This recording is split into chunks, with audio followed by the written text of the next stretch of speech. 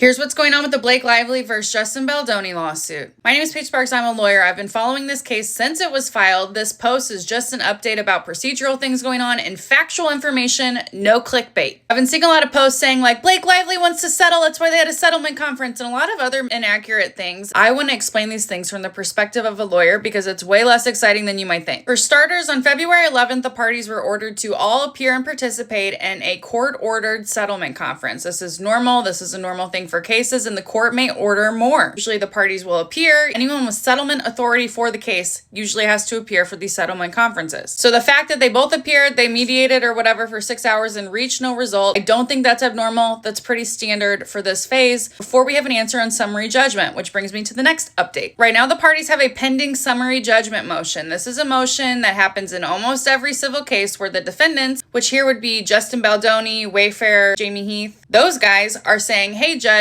we think that there's no case. We agree on all the material facts, and you should just dismiss this on the merits of the case. Lively, of course, is opposing this motion. She has not filed her own summary judgment motion, and she says she wants a jury trial. Again, this is all just standard procedure. This has been fully briefed up for the judge by both parties, whether we have the summary judgment motion, memo of law supporting it, and then Lively's memo opposing that. While federal judges do like to grant summary judgment more than we see state judges do normally, they usually will not grant summary judgment when the parties so drastically disagree on the main material facts. In order for a judge to grant summary judgment, there has to be no genuine issue of material fact. If there's a genuine issue of material fact, for example, Blake saying she was sexually harassed, Baldoni saying she wasn't, then it goes to a jury to decide. I've reviewed everything that has been filed, and since the parties disagree so much on these key material facts, I'm going to guess that the judge is not going to grant summary judgment. Maybe a partial motion for summary judgment with regard to Melissa Nathan, for example. I don't see the judge granting the summary judgment on this. Next part of the update is last year, Lively's lawyers filed a motion for sanctions against the defendants. This motion alleged that they did not properly preserve all electronically stored information, so like texts and emails that they are alleging they did not preserve once they got notice of this lawsuit. The defendants are, of course, opposing this, saying they've done nothing wrong, and sanctions are scary. There's a wide range of punishment the judge can issue if they agree that they did spoliation of evidence actions. For example, this can stop at just getting an adverse jury instruction, so if this goes to trial, the judge will say, hey, jury, you can assume that any messages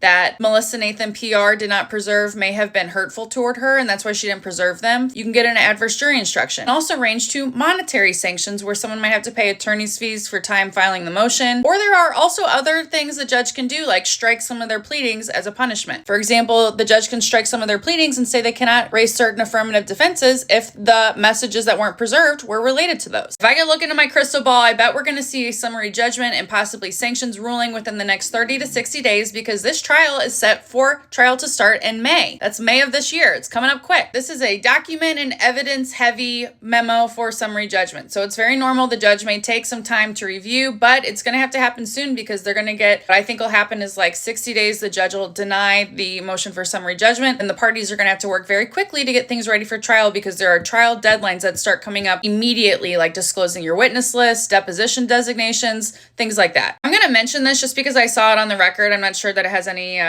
weight to it, but one of the defense lawyers that was one of the lawyers for Baldoni, Jamie Heath, and Melissa Nathan PR company has recently withdrawn on the case. I have no idea why this attorney withdrew because when you're an attorney and you withdraw on a case, we literally can't say the reason why, and we cannot disclose client-attorney privilege communications or information. It's usually just kind of a plain like, please let me out. They agree. They're represented by other lawyers, so there will be no harm to either party. And then the judge just granted the request. So did they not pay their bill? Are they having a strategic disagreement? Does this lawyer just fulfill the terms of his representation and dismissing because they have other lawyers? We'll never know. And probably it doesn't matter. Now, for my personal opinion, nothing that has come out as part of the summary judgment motion has changed how I view this case. If this wasn't Blake Lively and it was some random Jane Doe, it fits the exact formula for a sexual harassment, discrimination, and retaliation case because of the actions that Baldoni took after the complaint was made to the Human Rights Commission when he hired Melissa Nathan's PR company to smear Blake Lively. For those reasons, it's a cookie cutter retaliation case, still in my opinion. Now, there are a lot of things that have been released publicly that have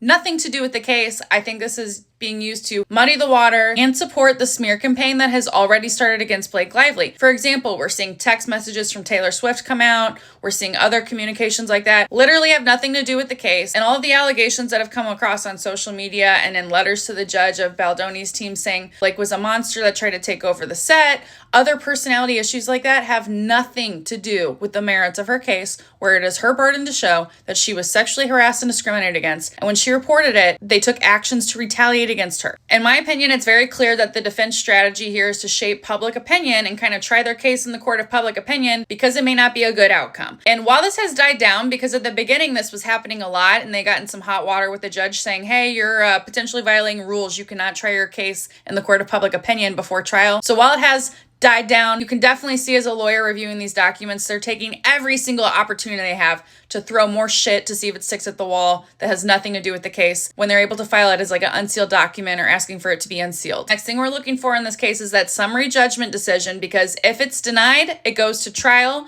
in May. If it's granted, it doesn't go to trial and a party can appeal. I'll continue to follow this case and comment to let me know what you think.